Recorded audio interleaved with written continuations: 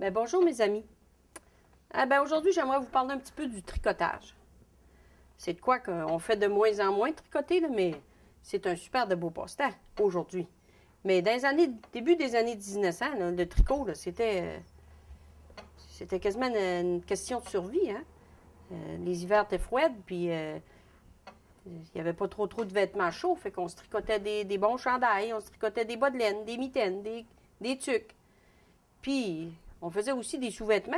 Les hommes, quand ils allaient bûcher dans les forêts, là, dans le bois, là, ils se mettaient des combinaisons. Là, on appelait ça des archanges, mais c'était eux autres mêmes qui tricotaient aussi. Les mères apprenaient aux enfants à tricoter, autant aux garçons qu'aux filles. Parce que quand les gars montaient au chantier, là, le soir, à veiller, il n'y avait pas personne pour y tricoter le mitaine, puis le bas, puis les raccommodés. Fait qu'il fallait qu'ils savent faire ça.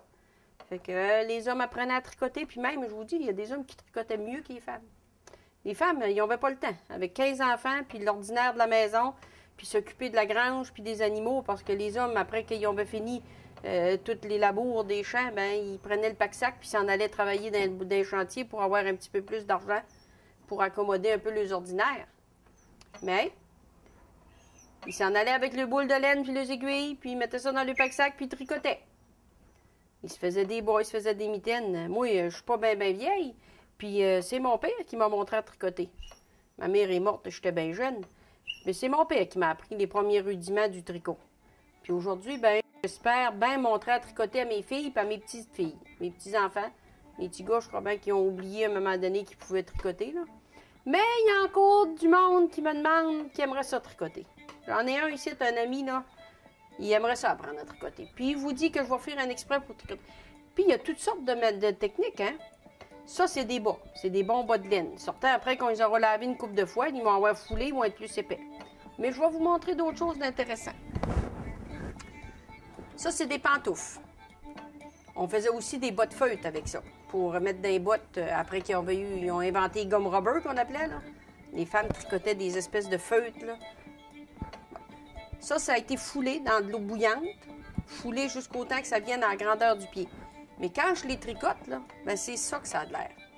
Regardez-moi ça, c'est à longueur de bas. Quand que je vais avoir fini avec celle-là, elle va ressembler à celle-là ici. C'est pour vous dire ce que ça fait de la laine. C'est quasiment le double de la longueur, si on regarde bien ça. Ça, c'est la plus vieille technique qui existe aujourd'hui. Ça a sauvé des vies, ça. Ils appellent ça le feutrage. Il y a plusieurs manières de feutrer de la laine. Il y a même dans certains pays qui étendaient la laine à terre, puis ils laissaient les animaux la piétiner. Puis l'urine, la chaleur de l'urine, la chaleur du corps des animaux, ça faisait une espèce de feutre. Après, ils roulaient ça, ils emmenaient ça dehors, ils le lavaient, ils faisaient sécher ça au soleil, puis ils découpaient des habits, puis ils découpaient des vêtements dans ça. Nous autres, moi ici, on le tricote. Fait qu'une petite paire de chaussons, là, ça ressemble à ça. Puis après que j'ai fini avec, ça ressemble à ça.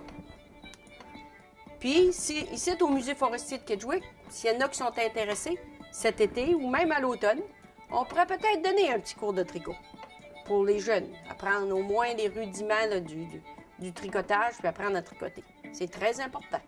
Un jour, on ne sait jamais, peut-être qu'on se sauvera la vie encore avec ça.